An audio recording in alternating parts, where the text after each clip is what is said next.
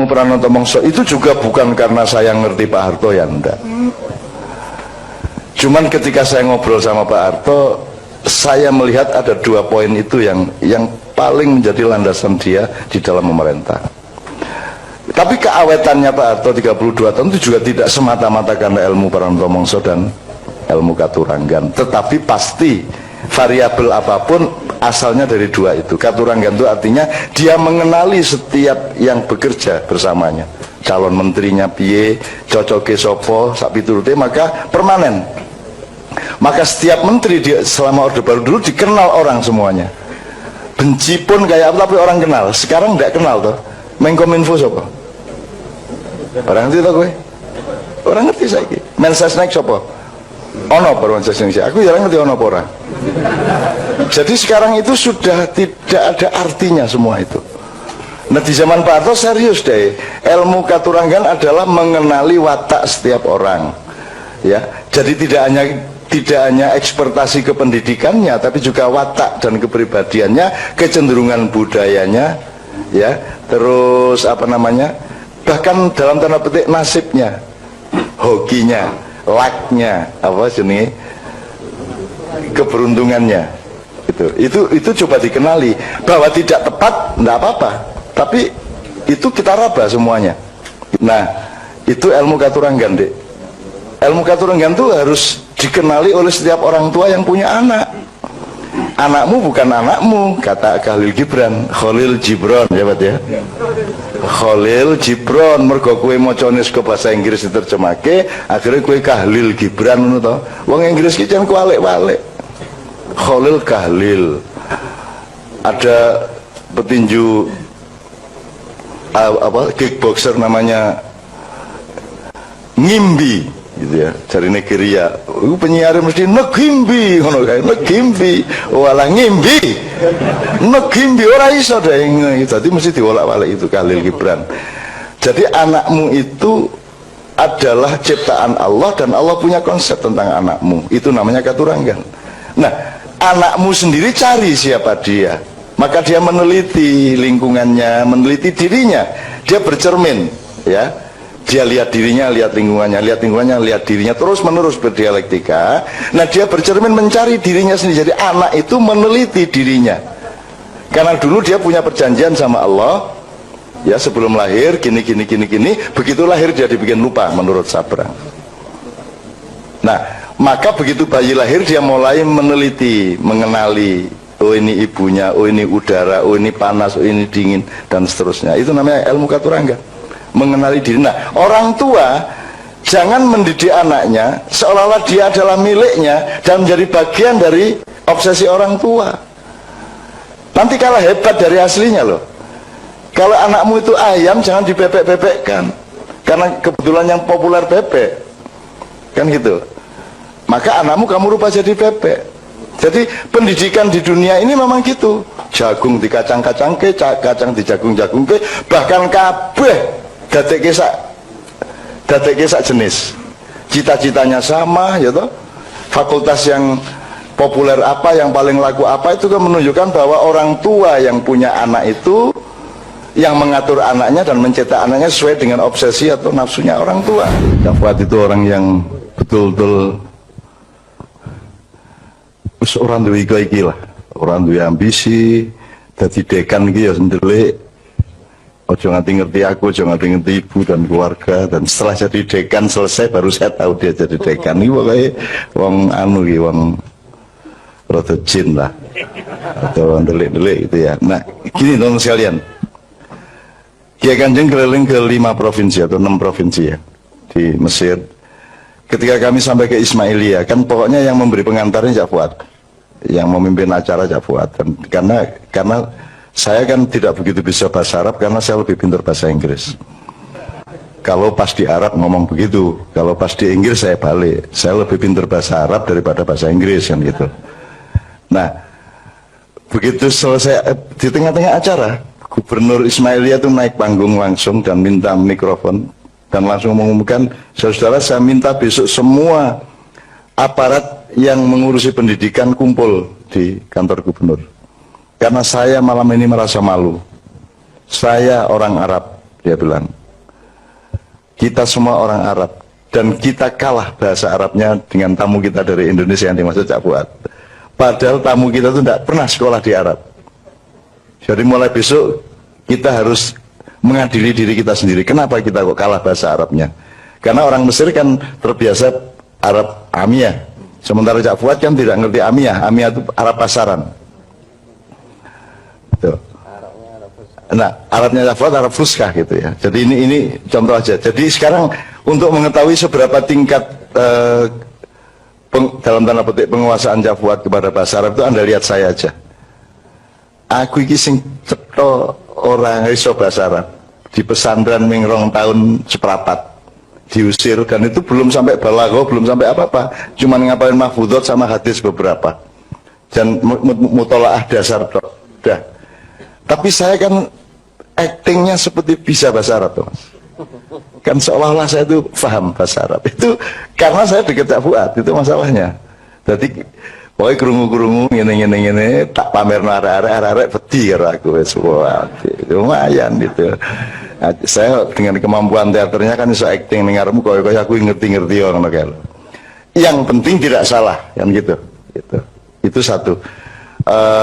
Jadi saya bersyukur dan saya gembira sekali Cak Fuad dihibur Allah keliling dunia terus menerus, dan ini baru aja dari Kuala Lumpur, dari Spanyol, dari Swiss, dari mana-mana lah wis. Iki Cak Fuad iki ngalahno presiden susu iki nang luar negeri terus iki opo ceritane gitu. Dan tidak pernah laporan Cak Fuad itu, tidak pernah bangga ke luar negeri, tidak pernah bilang di sini saya acara begini, tidak tahu. Jadi Mak Iyah iki bingung. Cak sampean mbok ngekeki apa lah? Di sana ada ini, ada diskusi ini, mbok gitu loh. Supaya bisa diketahui oleh teman-teman Mak Iyah di web apa di mana gitu. Cak Fuad tidak pernah. Dia juga tidak merasa bahwa itu penting gitu ya, enggak. Jadi Cak Fuad harus melaku menurut. Dan pedoman beliau kan angka 7. Karena lahirnya tanggal 7 bulan 7 tahun 47 kan gitu. Maka Cak Fuad itu selalu merasa aku pitu ae, gak usah 8, gak masalah. Pitu ae lah. Jadi sedemikian rupa tawaduknya Cak Fuad terhadap Allah dan terhadap hidupnya sendiri sehingga wis lah ngono-ngono wae. Sementara kan kalau saya ke Amerika kan langsung pasang status sedang sarapan sama Obama. Wah, gitu. Ada temannya Cak Fuad yang tiap hari ganti status. Ono kuwi kanjane Pak Mustafa kuwi. Bondino broadcast SMS, WA, BBM broadcast, mohon doa saya sedang makan malam dengan Raja Brunei di sini. Terus menene mohon maaf saya sedang diskusi tentang apa di Filipina. Boy bendino ngono kuwi. Itu sampai bosan, sampai dibales saya sedang angkringan gitu kan. Ya, Mustafa kayak entuk saya broadcast itu. Ya enggak apa-apa, tapi setiap orang kan membutuhkan kehidupan. Ada orang yang mati kalau tidak pamer apa yang dilakukannya. Jadi ya sudah enggak apa-apa. Nah, saya jawab asbabun nuzulnya tadi Mbak ya. Saya lebih tidak tahu dari Cak Fuad. Tapi saya berharap itu tidak ada asbabun nuzulnya. Dan saya yakin tidak ada. Wes ngono ae. Yakin kan enggak salah. Nek memastikan tidak, nah itu baru salah. Yakin kan itu. Dan berharap minimum, harap salah apa aku? Yakin kok. Oh bojoku ya ayu tenan, padahal itu cetha ora. Ini kok yakin ora apa-apa toh? Kok guyu bojone elek iki. Maksud saya gini, Mbak. Mindset atau dasar firman itu bukan kasus-kasus empiris. Jadi asal-usulnya Allah berfirman itu karena dia mengatur kita, maka dia berfirman. Ada masalah apa tidak ada masalah? Maka yang ada asbabun nuzulnya itu kan hanya sebagian. Mungkin nggak ada 30%. Nggak ada 30%. Yang asal-usulnya dari peristiwa. Nabi Muhammad ngalamin ini, terus Allah ngasih firman. Gitu ya. Tapi yang katakanlah yang 70% enggak. Yes, Allah mau kok. Asbabun nuzulnya ya Allah sendiri, karena Allah mau gitu loh. Jadi menurut saya in kuntum tuhibbunallaha tadi ya, saya lebih senang kalau tidak ada asbabun nuzulnya. Jadi Allah tidak reaktif. Kalau asbabun nuzul kan Allah reaktif. Misalnya At-Thaqafah Al-Madaniyah ya. Piagam Madinah itu lahirnya semua pakai asbabun nuzul dalam tanda petik ya, asbabul wurud ya Pak ya. Ada bentrok, rembuk, perjanjian, bentrok, rembuk, perjanjian, ada masalah, rembuk, perjanjian sampai 47 pasal. Tapi semua berasal dari bentrok. Kalau Allah ya memang mau berfirman, tidak usah asbabun nuzul gitu loh. Nah asbabun nuzul ini jangan jadi hantu juga teman-teman sekalian. Upama kowe ora ngerti asbabun nuzul ya ora apa-apa.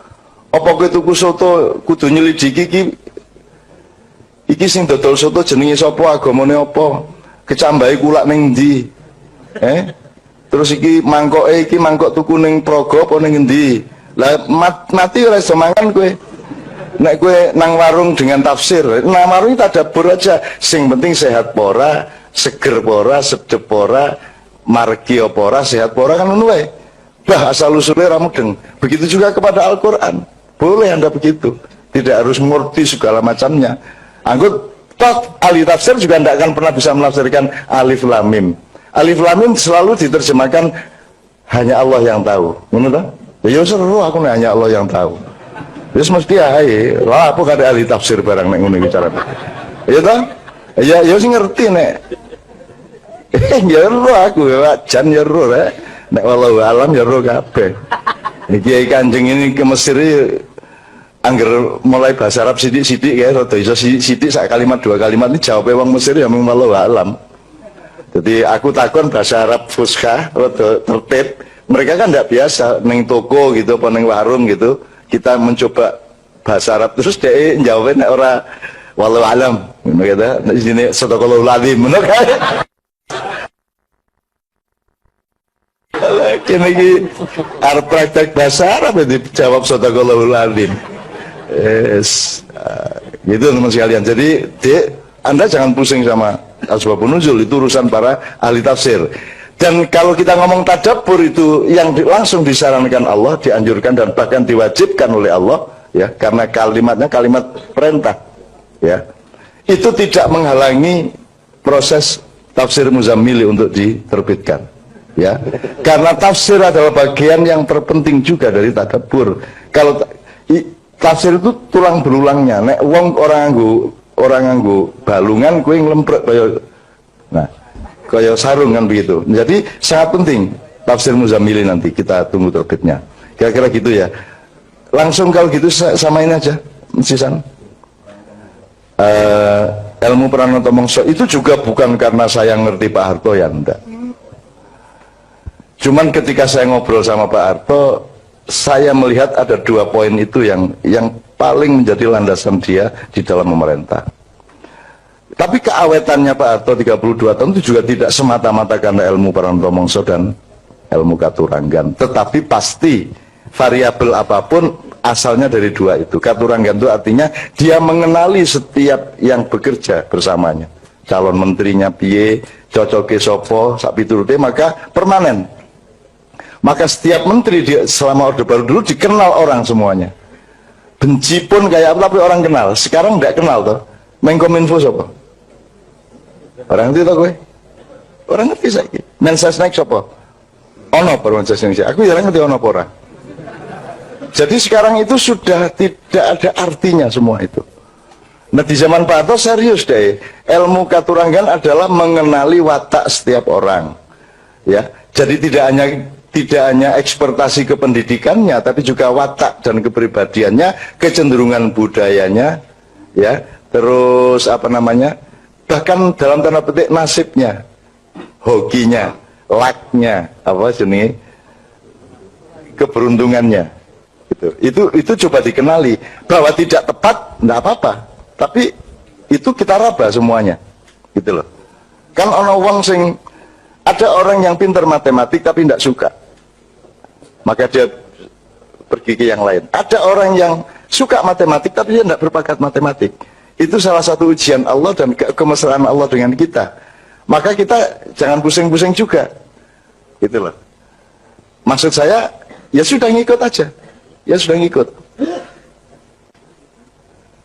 Anak saya pintar matematika, nomor 1 di sekolahnya, tetapi dia tidak begitu kerasan. Kalau dia diikutkan lomba, dia selalu berdoa mudah-mudahan tidak usah menang ya, gitu. Apa nek menang, wongku repot, wongku nang kota madya baru kui provinsi nasional, wah repot itu nanti. Malah ngono kuwi. Iya aku. Jadi aku arep bangga sithik ngono ra iso. Siapa ranking 1? Aku takon, kalau bisa jangan saya lah. Ngono kuwi jawab anakku. Coba kan. Nomor 1 saya lah jadi wong tua ya sok-sok pengen bangga-bangga sithik. Tapi saya juga senang dengan jawaban itu. Ternyata dia berdaulat atas kehidupannya. Ternyata dia mengatur dirinya. Dia tidak terikat oleh menjadi menang atau menjadi kalah. Gitu loh. Jadi rasa tak wurui ternyata wis ngono kuwi anakku. Gitu. Jadi nek selalu ngaku bodoh, selalu ngaku nggak ngerti dan seterusnya. Gitu. Nah, itu ilmu katuranggan, Dek. Ilmu katuranggan itu harus dikenali oleh setiap orang tua yang punya anak. Anakmu bukan anakmu, kata Khalil Gibran, Khalil Gibran, ya Pak ya. Khalil Gibran, mergo kowe macane ke bahasa Inggris diterjemahke, akhirnya kowe Khalil Gibran ngono to. Wong Inggris ki jan kualik-walik. Khalil Khalil. Ada petinju kickboxer namanya Ngimbi gitu ya, dari Nigeria. Penyiar mesti Ngimbi ngono kae, Ngimbi. Walah Ngimbi. Ngimbi ora iso deh, jadi mesti diwolak-walik itu Khalil Gibran. Jadi anakmu itu adalah ciptaan Allah dan Allah punya konsep tentang anakmu. Itu namanya katuranggan.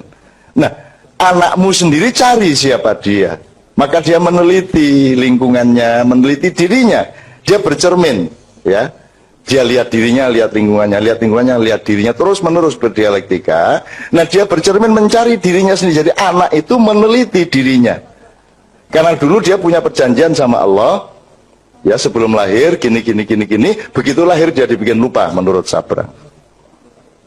Nah, maka begitu bayi lahir dia mulai meneliti, mengenali, oh ini ibunya, oh ini udara, oh ini panas, oh ini dingin, dan seterusnya. Itu namanya ilmu katuranggan, mengenali diri. Nah, orang tua jangan mendidik anaknya seolah-olah dia adalah miliknya dan menjadi bagian dari obsesi orang tua. Nanti kalah hebat dari aslinya loh. Kalau anakmu itu ayam, jangan dibebek-bebekkan. Karena kebetulan yang populer bebek. Kan gitu. Maka anakmu kamu rubah jadi bebek. Jadi pendidikan di dunia ini memang gitu. Jagung di kacang-kacang ke, kacang di jagung-jagung ke, bahkan kabeh dadekke sak jenis. Cita-citanya sama, ya toh. Fakultas yang populer apa, yang paling laku apa, itu kan menunjukkan bahwa orang tua yang punya anak itu yang mengatur anaknya dan mencetak anaknya sesuai dengan obsesi atau nafsunya orang tua. Didelok diamati ya kita diopo ya opo. Termasuk banyak orang sudah mulai mengeluh kok anak cak nun sing wedok ora jilbaban. Gitu kan. Kowe engko kaget dhewe lho suatu hari. Wis tau kowe iki tenang wae. Mbak Novia itu kawin sama saya 2 tahun juga tidak jilbaban dan saya tidak pernah menyentuh. Menyentuh lah. Maksud saya tidak pernah ngomongin soal itu. Nggak pernah saya, nggak pernah menyuruh dia berjilbab. Karena saya tidak mau dia berjilbab karena saya tidak mau berjilbab karena teman-temannya, saya tidak mau dia berjilbab karena yang bukan Allah.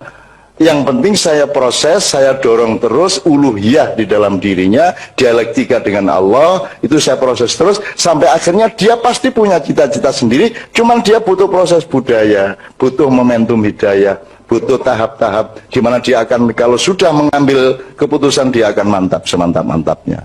Yang begitu. Setelah 2 tahun, Mbak Novia baru pakai jilbab. 2 tahun, dan saya tidak pernah, ketika dia pakai jilbab, saya juga tenang aja, enggak pakai saya juga tenang aja. Biarin aja, wong dia urusan sama Allah kok, sendiri kok, enggak sama saya kok, gitu. Bahwa aku dionanake wong yang mengurangi dosa seperti Gus Dur tadi itu.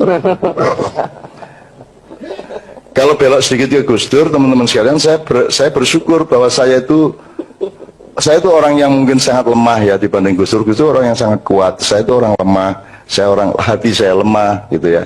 Jadi saya tidak kuat menanggung seperti yang ditanggung oleh Gus Dur. Gus Dur itu tidak hanya difitnah orang, tapi dibesar-besarkan melebihi dirinya, gitu loh. Jadi kasihan juga sama Gus Dur saya. Dan ini kudu ngono kuwi, neng kok konok-konok ke. Ini tak buka oke banget jane. Mesake jane Gus Dur. Jadi aku sering sowan. Gosakno sampean niku gosak ngono. Dia pasti gede-gede kira karu-karuan. Sudahlah, orang itu ndak ada gede, ndak ada kecil. Semono ya, semono ora masalah, dan itu tidak berarti Anda lebih kecil dari orang lain. Itu loh. Ulo sawo karo ular kobra ya dewe-dewe, orang njur kok bandingke. Orang njur nek wedhus kalah gede karo gajah. Ya ora gajah ya semono kuwi, wedhus ya semono kuwi. Wong kowe laler sama macan aja menang laler kok. Aja njur bagusi kowe dadi macan, aku macan, nek kowe dileboni laler motor. Aku ingin nangkep laler siji wae ra iso. Ayo nek ono kapan-kapan perlombaan po. Kontes menangkap lalat, mesti ono pemenangnya tuh. Ngene syaratnya nganggo lono dik ngene iki. Nek ora lalat anu wis nyamuk apa lemut nyamuk set ngene. Karena saya melihat pertunjukan itu dulu, saya pernah melihat pertunjukan kakek saya yang dari ibu itu nyekeli lamuk ini tes kenal ngene. Apa tenan nganti saiki aku ngene gak kena malah kena anune bojoku. Alah itu. Yesus. Betul. Aku ngomong saru tapi hasilnya seneng banget. Yang penting apa yang keluar dari dubur atau dari knalpot itu yang menunjukkan mesin itu sehat apa tidak. Oke ya. Terus ilmu katuranggan sudah. Terus Pranata Mongso itu sebenarnya angon kahanan deh. Itu mongso itu kan musim. Yang dimaksud musim itu Anda ikut musim apa Anda mengendalikan musim? Lah Pak Harto mengendalikan musim. Setiap presiden sebenarnya berada pada posisi mengendalikan musim. Dia yang bikin musim. Atau yang alamiah, karena misalnya alur sejarah dan dinamika budaya manusia itu kan ada yang tidak bisa kita bantah, tidak bisa kita apa-apain. Ini manusia sedang begini, sedang begitu, sedang senang begini, sedang senang begitu. Anda lihat musik aja nanti bareng ini baling ini meneh baling ini. Mode rambut loh mas, mode rambut itu kan dari tahun ke tahun itu nanti balik loh. Itu nanti balik kita. Jadi siklusnya kalau rambut itu katakanlah 30 tahun. Kalau musik bisa 50 tahun. Jadi pada tahun ke-50 dia balik ke seperti 50 tahun sebelumnya. Itu yang namanya Pranata Mongso. Kita mengenali siklus alam dalam kebudayaan, siklus kebudayaan di dalam politik. Nah, karena Anda harus mengambil keputusan-keputusan politik, maka Anda harus mengenali siklus budaya, siklus alam dan seterusnya. Nah, itu yang disebut Pranata Mongso. Nah, ini tidak harus baik. Maksud saya, ilmu katuranggan bisa untuk keburukan, juga bisa untuk kebaikan. Pranata Mongso juga bisa untuk baik, bisa untuk buruk. Sekarang ini pemegang katuranggan dan Pranata Mongso bukan presiden. Presiden tidak punya 100% kuasa seperti Pak Harto. Kalau Pak Harto dulu betul-betul dia yang menentukan. Gitu loh. Mungkin jadi itu banget nganti esok. Jadi kira-kira seperti itu. Pertanyaan terakhir Pak Muzamil barangkali apa? Yang terakhir tadi itu yang tentang dermawan. Oh, dermawan. Oh ya. Baik, terima kasih. Tapi ini saya hanya karena saya pegang apa ini? Komputer, apa ini? HP yang ada kitab kuningnya banyak. Ini saya lihat ya buat asbabun nuzulnya apa kul in kuntum tuhibbunallaha fattabi'uni itu. Jadi dalam tafsir Al-Wasid ya, tafsir Al-Wasid karangan Al-Wahidi itu disebutkan bahwa latar belakang turunnya ayat itu, jadi Nabi Muhammad itu datang ke Masjidil Haram, kemudian beliau menjumpai orang-orang Quraisy itu sedang menyembah berhala, gitu ya Pak. Lalu Nabi bilang, kalian telah menyimpang dari milahnya leluhur kalian yaitu Ibrahim. Karena Nabi Ibrahim itu ajarannya tauhid. Nah, maka orang-orang Quraisy menjawab, saya Muhammad menyembah berhala ini karena saya cinta kepada Allah. Gitu. Itu jawaban orang Quraisy. Maka turunlah ayat qul in kuntum tuhibbunallaha fattabi'uni. Katakanlah Muhammad, jika kalian benar-benar mencintai Allah, maka ikutilah aku, yaitu Nabi Muhammad. Itu di situ begitu ya asbabun nuzulnya. Tapi ada dua pendapat. Pendapat kedua di situ disebutkan orang Yahudi. Jadi orang Yahudi mengaku sebagai anaknya Allah, anak Allah wa ahibbahu, dan orang-orang yang dicintai dan mencintai Allah, tapi tidak mau beriman kepada Nabi Muhammad. Maka turun ayat itu. Jadi ada dua pendapat tentang asbabun nuzul itu. Tapi ini teman-teman semua yang sangat menarik ini. Bukan berarti saya kok lebih tahu daripada Cak Fuad gitu ya. Ini karena saya pegang apa? Pegang hidup kuning gitu ya. Nah, ini yang menarik, ini pelajaran yang sangat berarti dari Cak Fuad gitu ya. Jadi saya ini luar biasa Cak Fuad ini. Itulah. Gini, saya Cak Fuad ini kalau dulu ini Imam Malik gitu ya. Sebenarnya Cak Fuad saya yakin bukan karena tidak tahu ya. Gitu ya. Tapi beliau meniru Imam Malik. Imam Malik itu kan paling alimnya ulama Madinah gitu ya. Imam Malik itu sering kalau ditanya bilang nggak tahu. Nah coba, saya nggak tahu. Maksudnya Imam Malik itu mengajari orang supaya orang itu meskipun tahu tidak merasa tahu. Gitu loh. Saya kira Cak Fuad bukan nggak tahu, hanya Cak Fuad meniru Imam Malik. Gitu ya. Gitu ya.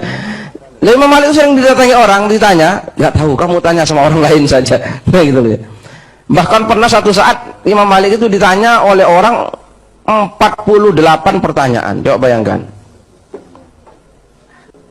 Akhirnya Imam Malik menjawab berapa? Apa dijawab semua? Ternyata yang dijawab hanya berapa? 48 ya. Yang dijawab hanya 16. Sisanya berapa? 32 Imam Malik bilang tidak tahu. Saya tidak tahu yang 32 itu. Nah bayangkan seorang alimnya seperti Imam Malik menjawab tidak tahu. Nah itu saya kira Cak Fuad gitu ya, bukan tidak tahu beliau gitu ya, tapi meniru Imam Malik gitu ya. Dan Imam Malik seperti itu. Nah jadi besok kalau sampai tanya sama saya jawab tidak tahu juga, berarti saya niru Imam Malik juga. Nah itu nah Imam Malik ini, Imam Malik bin Anas al-Maliki itu ya. Begini masalah kedermawanan itu apa, kedermawanan ya.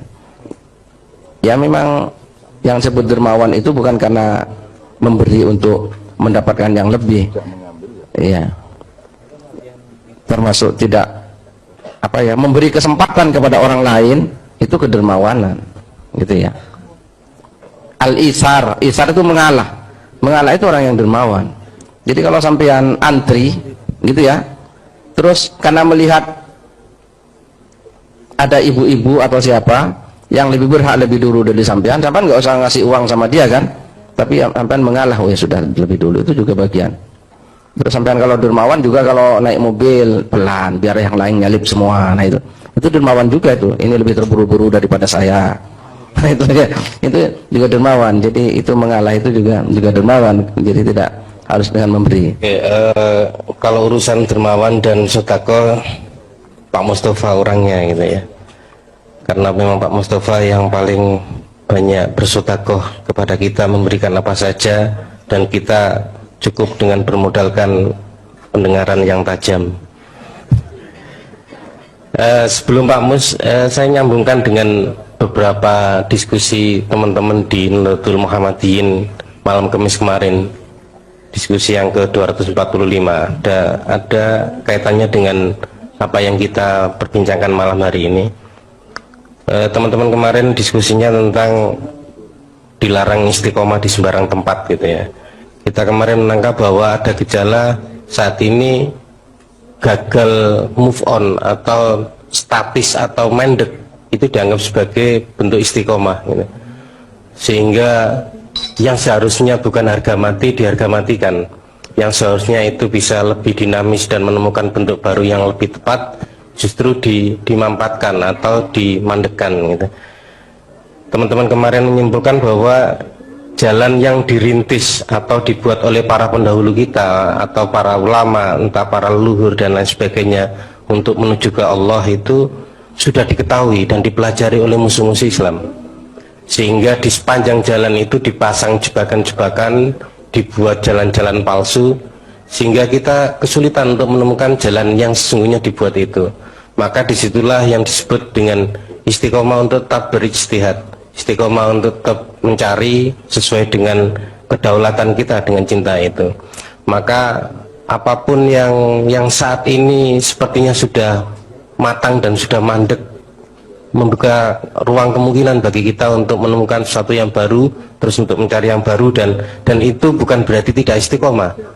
Istiqomah itu pada dasarnya, pada paradigmanya, tapi metodologi dan strategi harus tetap dinamis. Bahwa seorang penjual nasi goreng itu kalau tidak laku dagangannya, dia bisa beralih untuk jualan telur atau bisa buka bengkel sepeda gitu. Itu strategi. Tapi dasarnya atau paradigmanya adalah mengabdi pada Allah melalui kecukupan nafkah untuk anak istri. Tapi strateginya bisa berganti. Bahkan dalam segala macam urusan, kalau memang sesuatu itu sudah nggak tepat dan menimbulkan kemudaratan, bukan berarti istiqomah kita untuk tetap menjalaninya. Tidak ada yang harga mati, tapi harga hidup. Itu yang didiskusikan teman-teman kemarin, dan melalui tadabbur kalau di dalam Al-Quran itu di surat Muhammad justru, maka apakah mereka tidak mentadaburi Al-Quran? Apakah hati mereka terkunci? Dikaitkannya tadabbur justru bukan dengan akal pikiran, tapi lebih ke hati. Kemudian di surat An-Nisa, maka apakah mereka tidak memperhatikan Al-Quran? Atau apakah mereka tidak mentadaburi Al-Quran? Kalau kiranya Al-Quran itu bukan dari sisi Allah, tentulah mereka mendapat pertentangan yang banyak di dalamnya. Kita bisa lebih dalam menggali tentang makna tadabbur, tapi sebelumnya kita dengarkan dulu Oke teman-teman sekalian, Cak Fuad sama saya tadi benar-benar tidak tahu, bukan karena bergaya Imam Malik ya. Dan tidak ada masalah, tidak tahu itu tidak ada masalah. Kalau tahu itu tidak usah bangga, dan tidak tahu tidak usah minder. Kabeh wong ono ngertine, ono orang ngertine. Jadi kita tetap seimbang saja. Dan Cak Fuad tidak sedang menerapkan itu metode akhlak ya, pendidikan akhlaknya Imam Malik. Kan kalau Imam Malik itu kita anggap itu yang terbaik, berarti Imam Syafi'i jadi jelek kan gitu. Karena Imam Syafi'i kan ngasih tahu terus, jawab terus gitu. Jadi semua itu kita hormati, kita semua kita tadaburi. Kita tadaburi artinya pokoknya semua bermanfaat untuk kita, apa saja. Teman-teman sekalian, saya bilang sama Mas Haryanto, kita ini sedang berada pada situasi agak salah tingkah saya ini, dalam arti Allah ini memberi rahmat ilmu yang luar biasa kepada Ma'iyah, dan beberapa bulan terakhir itu progresi hidayah Allah itu luar biasa, bikin kita kewalahan. Kalau istilahnya Mas Haryanto, iki orang mengadus iki diancep-ancep neng kali gitu. Jadi kita itu habis-habisan. Saya tidak melihat itu sebagai kebanggaan Ma'iyah dan kita. Saya melihat itu sebagai tanda bahwa insya Allah akan diselamatkan kok oleh Allah. Segala macam yang kita cemaskan di luar Ma'iyah itu insya Allah kok enggak akan terjadi kok seperti yang kita cemaskan, enggak kok. Wis tonggo ono dalane dhewe, dan rahasia Allah ini kan pelan-pelan juga akan beliau kuatkan. Jadi Bapak sekalian, ibu-ibu, anak-anakku semua, cucu-cucu, mari kita terus bertadabbur dan melakukan setiap kali itu kepekaan dan kesadaran untuk terus-menerus mengambil manfaat dan mensyukuri. Sebagaimana nyun sewu sedikit ini,